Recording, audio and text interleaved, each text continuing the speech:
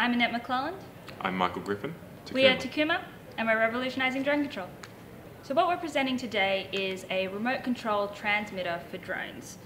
And the reason we're doing this is because remote control transmitters haven't changed in over 80 years. So they're still using the same manual user interface they did during World War II.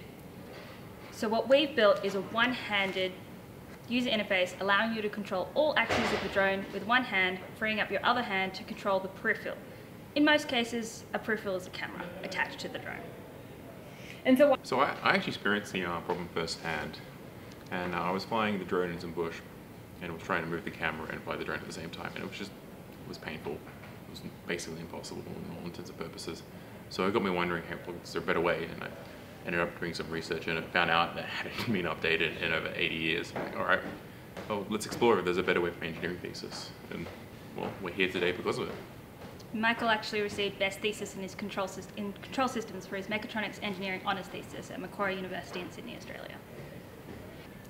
It's really exciting to be here competing with the 12 other countries with completely different fields. Something we've also found really inspiring in this particular competition is that there are hardware and tangible product offerings. In Australia, most of the startups we see are software, platforms, applications. They aren't hardware or physical products. So it's been really exciting and fun to talk to the teams and talk about their troubles and how long they've been working on these tangible pieces of hardware, because that takes a lot longer than coding an app. Yeah, it's been great talking to people who understand some of the agony we've gone through to get to this stage. It's refreshing. Yeah. Well, we've been working on this for over 2 years. Michael, as he said, experienced the problem firsthand in early 2015, and then he did his thesis and the research and proof of concept 2015. This week actually marks a year since I quit my full-time job, and we were part of a university accelerator, UTS Hatchery Plus, and we've been on Takuma full-time, and now we're both on Takuma full-time. There's been challenges in that the technology has been very difficult. We're working at the bleeding edge in drones already. There are a few other drone startups in this competition, and we're just... any other challenges that you specifically? Hardware is hard. Yeah, well, the hardware is hard, but the biggest challenge for me personally is I am very much an engineer. I had a bit of a moment of... Self-doubt. Yeah, not self-doubt, but the realization that, so in engineering, one of the key principles that you follow by is form follows function. And that basically means that it has to work before it looks good. And it's been very hard to battle with. That doesn't necessarily always hold true in a product that needs to be released. And I do not have a designer's eye, so you'll see the product today. It does not look nice at all, but it works perfectly fine. It just doesn't look nice, and it's very difficult for me to understand that it's got to look nice, and that's actually a part of the functionality of the device rather than a side note. Yeah. It's a selling point. And it's that we're at the stage where we're trying to turn our functional hardware prototypes into a commercial product that can be manufactured and sold.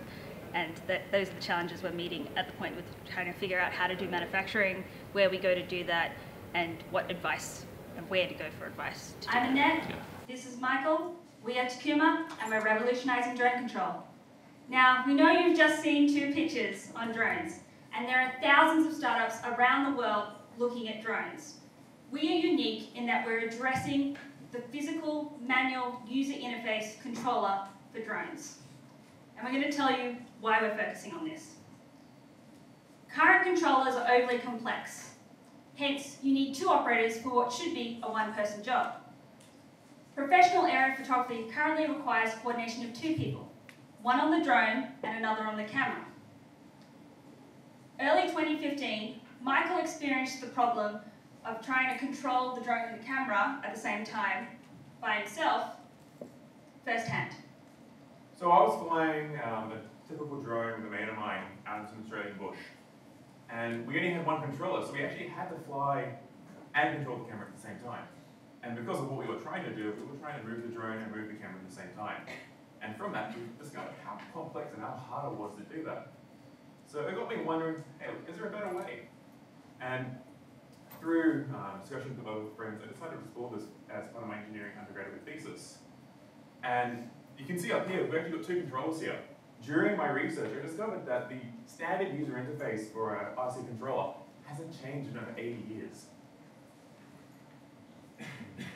So Michael actually received Best Thesis in Control Systems for his Mechatronics Engineering Honours Thesis at Macquarie University in Sydney, Australia, for the research that he completed.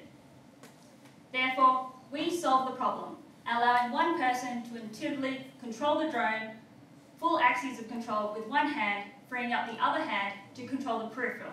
In most cases a camera, but this can also be a delivering mechanism or a drone arm or anything attached to the drone to actually get the job done. We make flight intuitive. We reduce the time, cost, and personnel required to fly.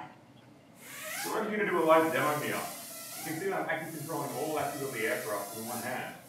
I pull it up, it goes up. I push it down, it goes down. Back, forward, rotate, and the same for left and right. Bring up my entire other hand to control a camera, or do something just traditionally very difficult. Catch the drone. Now this is a solution that targets a huge market. Last year, PricewaterhouseCoopers released estimates of the drone market, commercial drone market, as being worth $2 billion US. They estimate that this will grow to $127 billion by 2020. The Federal Aviation Administration here in the US estimated drone sales, mostly commercial, to be 2.5 million last year. They estimate this will grow to over 7 million by 2020. Last month, China legislated real name drone registration, and in the first week, they registered over 45,000 drones. Every drone needs a controller, and the professionals buy these separately, spending at least $600 on their controllers. In fact, a professional controller from DJI, one of the largest drone distributors platforms on the market, can cost north of $1,000. Now, we know that automation is a thing that is occurring, and as you see from the drone startups that pitched earlier, this is software that is incorporating. But according to over 50 Australian registered licensed drone operators that we interviewed, over 95% of them are still using all manual control. Automation has come a long way, but intuitive hardware is here to stay. There are certain applications that require the creativity and agility and safety of a person behind the device. These applications can include military, events management photography, and lifeguards and emergency personnel, disaster relief. Now we've demoed our prototype to hundreds of potential customers, and these customers have become our advocates. In particular, professionals such as Dean Lomax from Lomax Media and Brant Cummings from the Australian Broadcasting Corporation, our PBS, have tested our controller and given us feedback on the features, on its safety, on its use, and how it feels to control. We've also had hobbyists such as Alan Jones, one of the key investors and mentors in the Australian startup ecosystem, who has worked in accelerators such as Blue Chili, StartMate, and Blackbird Ventures. Also, last month, we had someone from your US Air Force try out our controller, and he wanted to purchase it there and then, but we only have one right now. So he's waiting to purchase it when it's ready after testing it out. Another use case we have is the accessibility potential of being able to control the drone with one hand. In October last year, we demoed our proof of concept to hundreds of middle school students at the Powerhouse Museum's STEAM Demo Day in Sydney, Australia. In particular, one student rolled up in a wheelchair, right arm and hand in a brace, and I put our proof of concept in his left hand, and he flew a drone for the first time. Wow, he explained. That's really cool. A kid who'd never been able to play Xbox was flying a drone. And it's not just kids we've gotten excited. You've seen the professionals and you've seen these advocates who are ready to buy. In comparison to our competitors, the competitors are fragile, confusing, complex, you've got one in front of you, or they're just not tactile enough to allow our pilots to get the shots that they want. Here on this feature table, you can see that we are the only controller that allows full, one-handed, tactile drone control. Alongside this, we provide, for the other hand, full, one-handed peripheral control. Our solution is universal, as are some other control systems, remote control transmitters out there. There are drone platforms that produce drone bundles with their controllers, and I'll talk more about that later. But they build controllers just for their drones. They don't communicate with other drones.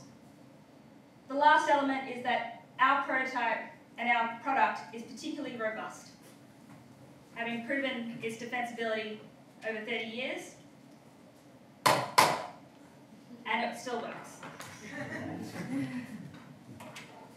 We plan to infiltrate the market through crowdfunding. We want to sell directly to our customers, giving them the opportunity to advocate for us and engage with the process of bringing our product to market. Building 500 units makes production economical at less than $80 per unit. We can provide early bird pricing and begin making our customers our advocates. We will then offer licensing schemes to existing drone platforms, people who are already sending out drones, who are selling them, from big places like Best Buy and Walmart, who don't actually build them, to more custom solutions like Rise Above, who also sell DJI products. And in particular, we've already had discussions with Rise Above, one of the largest custom drone distributors in Australia, and they're waiting to market our controller as soon as we've done our first manufacturing. We believe we can sell about 500 units through our crowdfunding in the first year, and another 500 through our distribution channels already secured.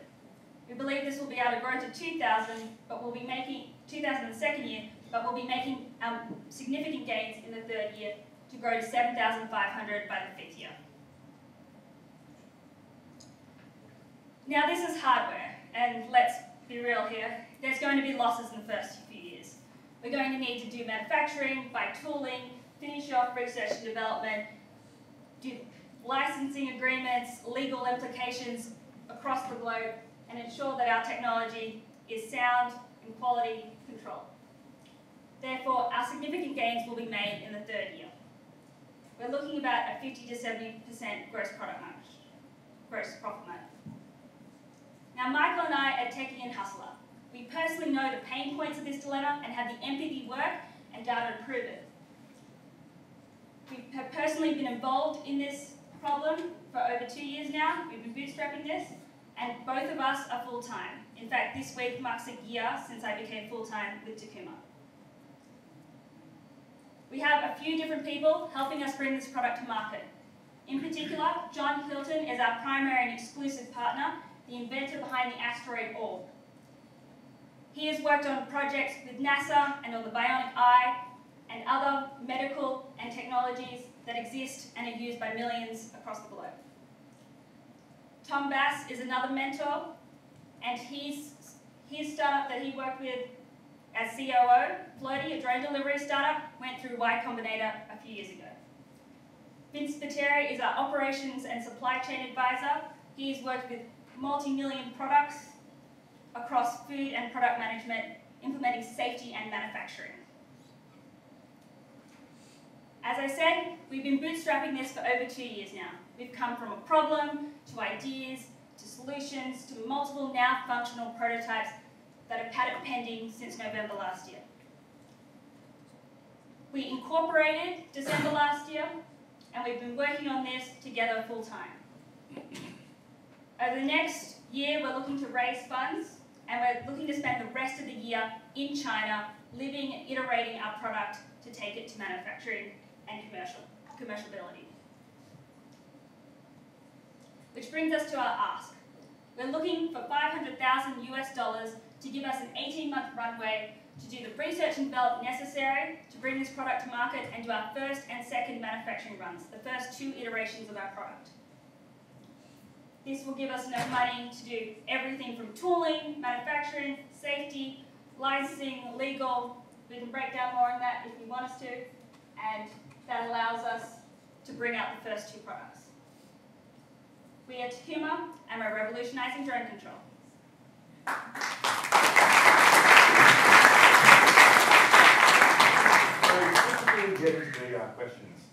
all well and good for us to talk about how good our product is, but I actually offered the judges to come up and have a go, if any of them would like to. You're okay? Yep. So just don't fly that way. No. Here you go. Just let you know, I had 17 joysticks from Atari sitting in a box, and I broke it. Let you know. All right. Just quickly. Yep. This is the orientation of the Yep. drone. So you want to go up? Want to go up Pull it that way. this way? Go down. Push down. Perfect. Open the eyes. It's one hand. So it takes a little bit of practice to get the one hand going, but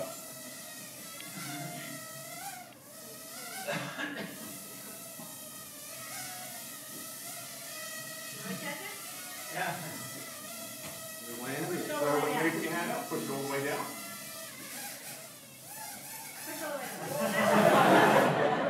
Whoop. Yeah, it wasn't You have to be bad. committed.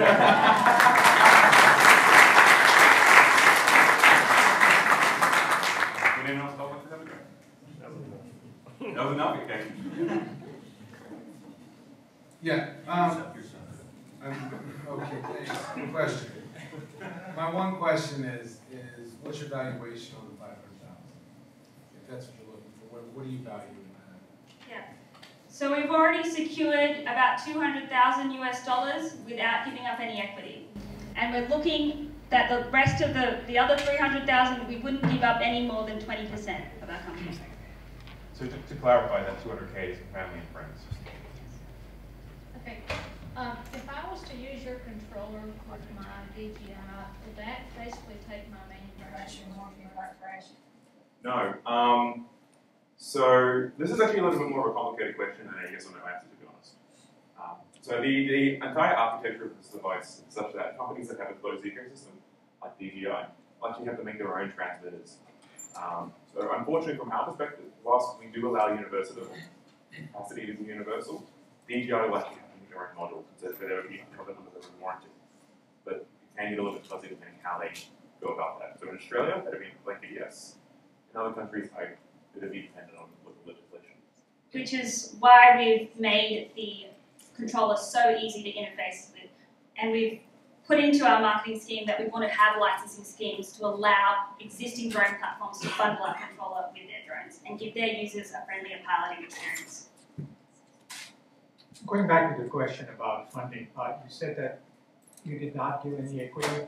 Was it a debt, or did they just give you the? It is a loan from family and friends, and not all of it has hit our account yet. So part of it has hit our account. So you said the market right now, everybody still likes to control it through, they want to have control over it. But do you think like the market is going where it is going to be completely autonomous? So you probably have like very short duration here to capture a good market and exit. Yes, as I said, automation has come a long way, but there are applications that will always require the creativity and agility of manual control. Firefighters and lifeguards aren't going to be able to program where they're going to be military applications and creativity. It's not now or in probably 50 years now that computers are going to be able to say, that's a nice candid shot at your wedding.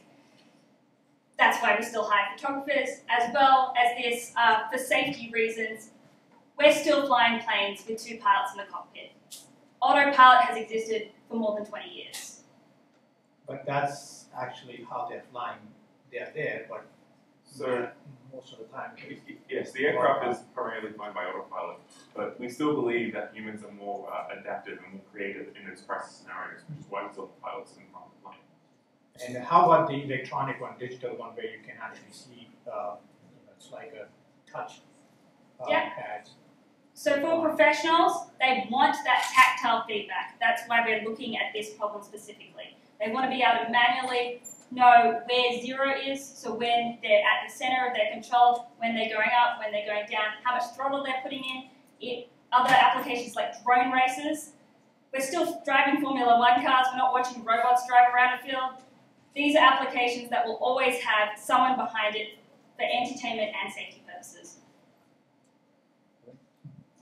Michael, did I hear you say that you and a mate were flying a drone out in the Australian bush? Yes, he did. I thought so.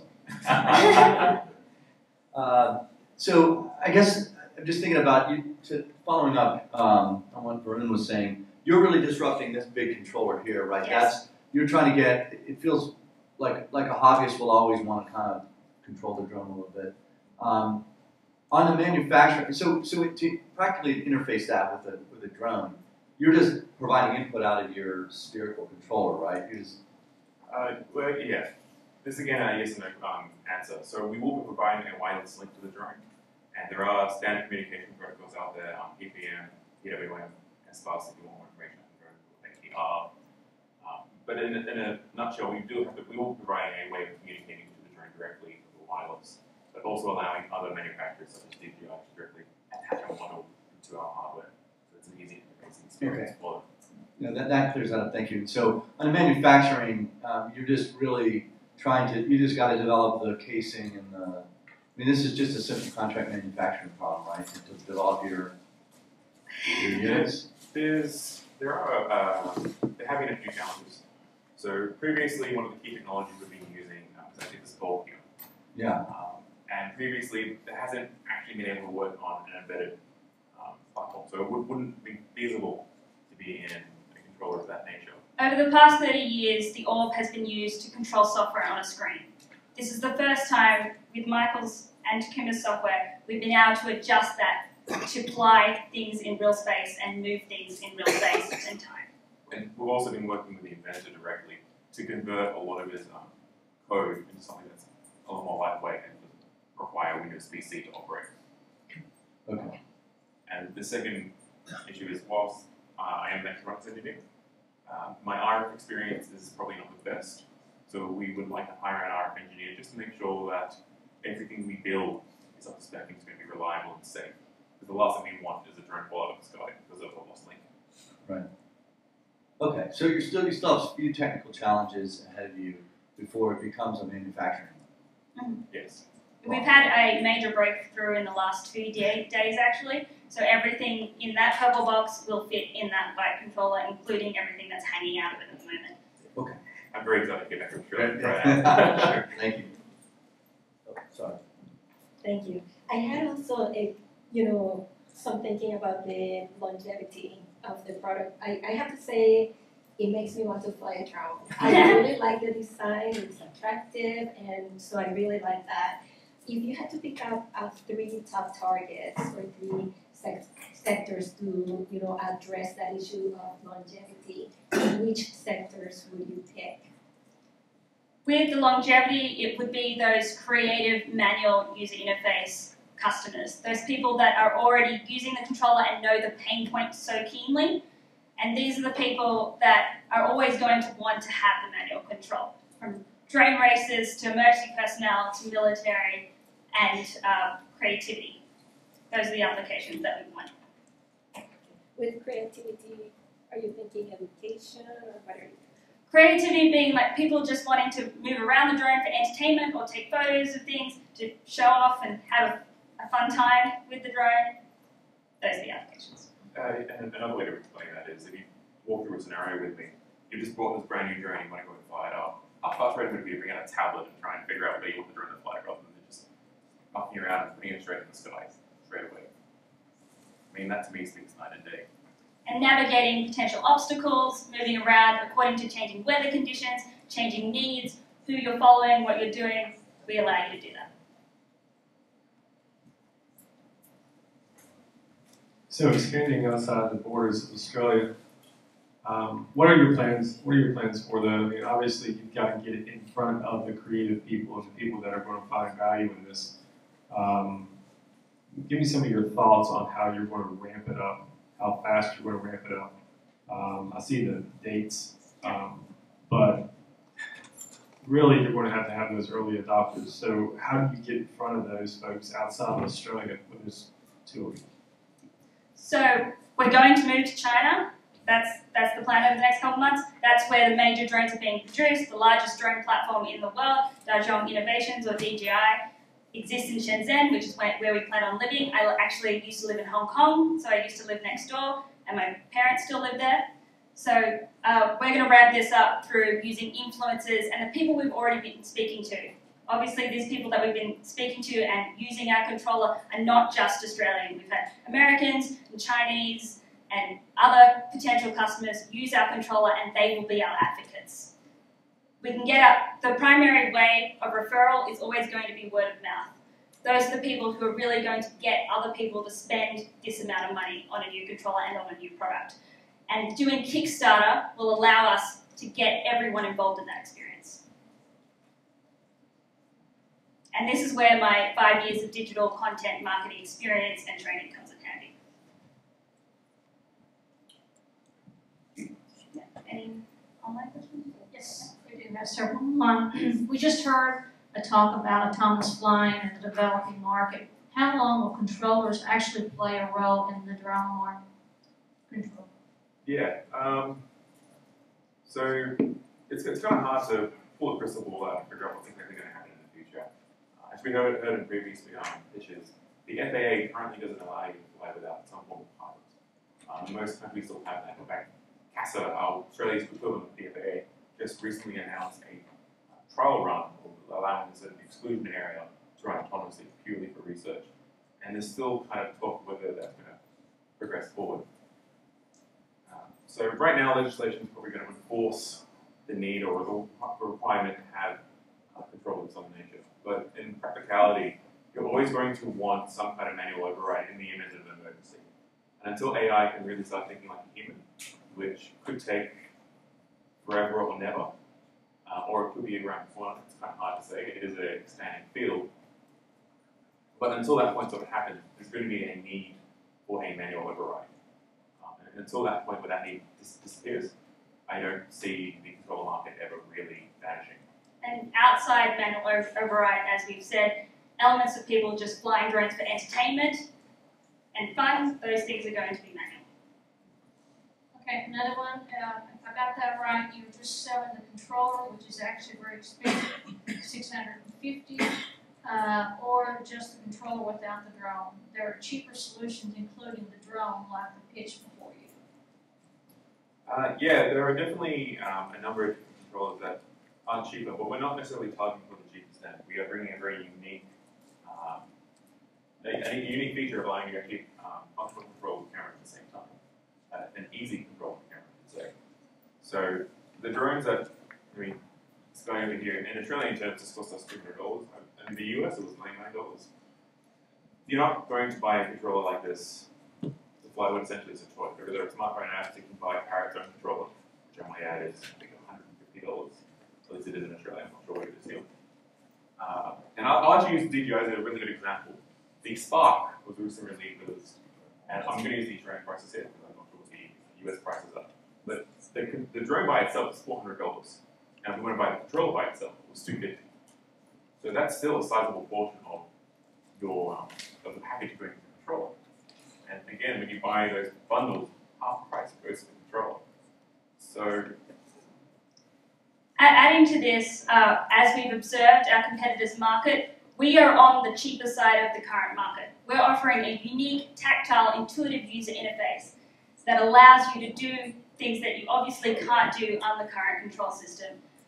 And notwithstanding that, our current financial projections estimate that those first 500 units that we're producing for $80 per unit, once we're producing 1,000 or 2,000 or more per month, we can reduce that cost considerably.